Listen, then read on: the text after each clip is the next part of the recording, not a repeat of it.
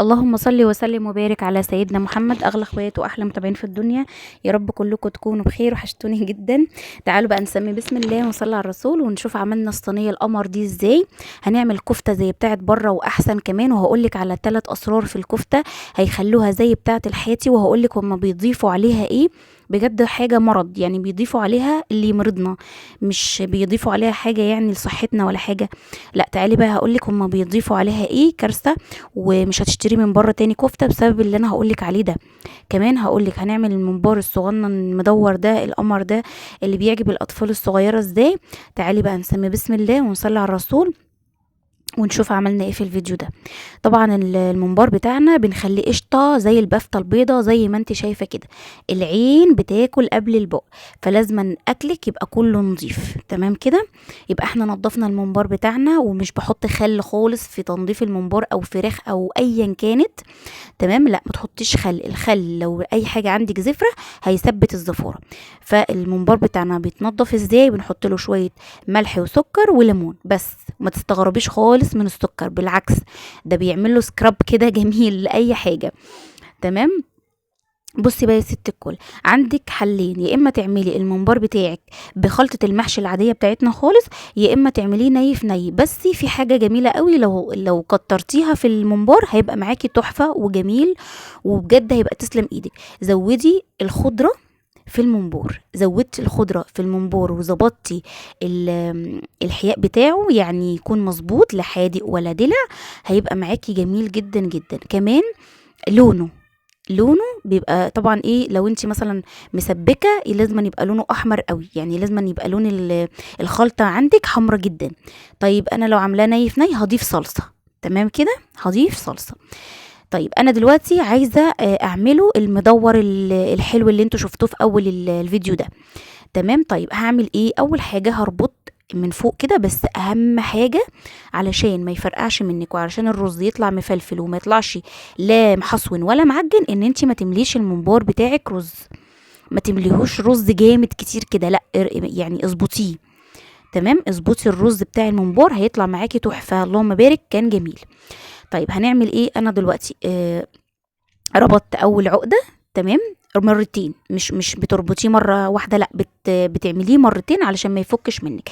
طيب اللي بعده هلف الفتله اهو زي ما انت شايفه كده، بس طبعا لازم الخيط عندك يبقى نظيف، يعني انت تبقي مخصصاه مثلا للحاجه دي، للممبار، لاي حاجه انت بتخيطيها من فراخ بط اي حاجه. بتلفيها بقى من ظهر الممبار كده من ورا زي ما انت شفتي، وتعملي اهو. بصي انا بوريكي، ادي عقده وادي التانية، يعني هتربطيه مرتين.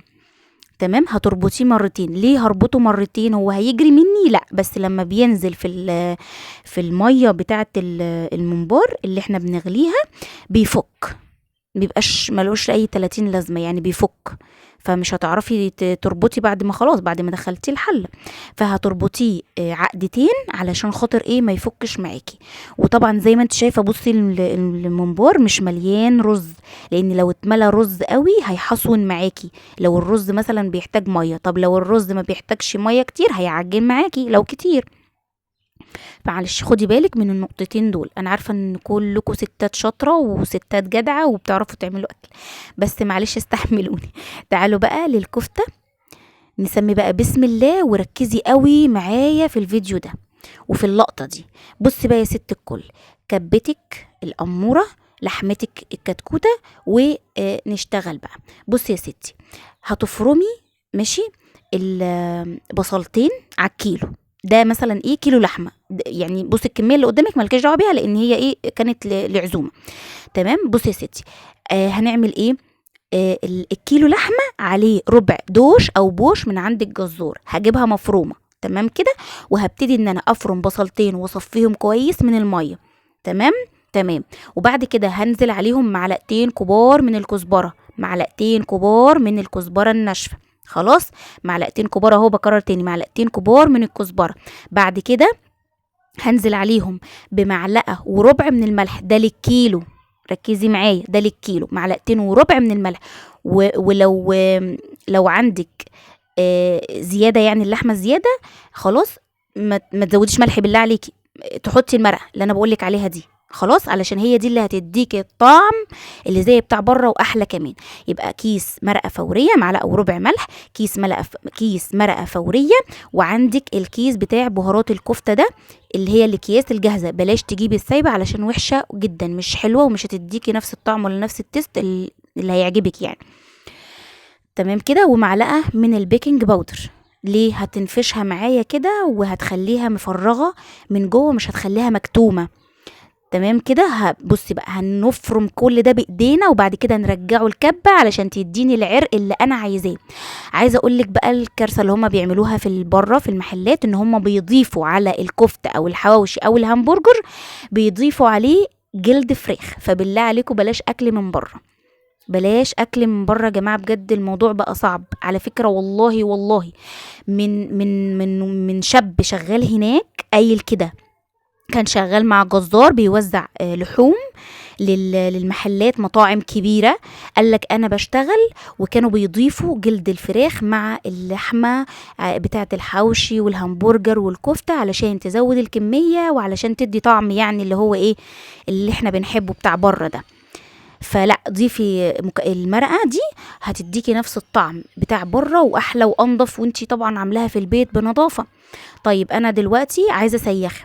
عندك سيخ زي ده اللي هو السيخ الحديد دي مفيش مشكله، عندك السياخ بتاعه الشيش طاووق دي برضو مفيش مشكله. هنجيب طبق نحط فيه شويه زيت وحبه ميه ومعلقه بابريكا لو متوفره، مش متوفره هتعملي زي كده. هسيخ السيخ معايا الاول بالزيت والميه ده علشان طبعا الكفته تجري معايا. تمام.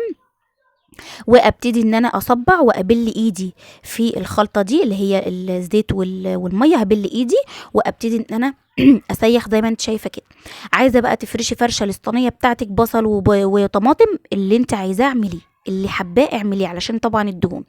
طيب انا هسويها ازاي؟ يا اما تسويها في الفرن يا اما تسويها فوق البوتاجاز. طب انا لو هسويها فوق البوتاجاز هتبقى ناشفه كده من غير سمنه ولا زيت ولا اي حاجه. هقولك ان هي هتسلي دهون، فعلشان ما يبقاش دهون على دهون هتضيفي كوبايه ميه. تمام. مع الكفته هتفك مني؟ لا مش هتفك منك طالما انت ضربتيها في الكبه وعملت خيوط كده، عملت خيوط وخيطت معاكي، عمرها ما هتفك منك ابدا، هتبقى صلبه زي الحديد. تمام. لا مش حديد تعرفي مش هتعرفي تاكليه، لا هتاكليها وهتبقى قمر قمر قمر، والله هتبقى جميله جدا جدا وهتدعيلي.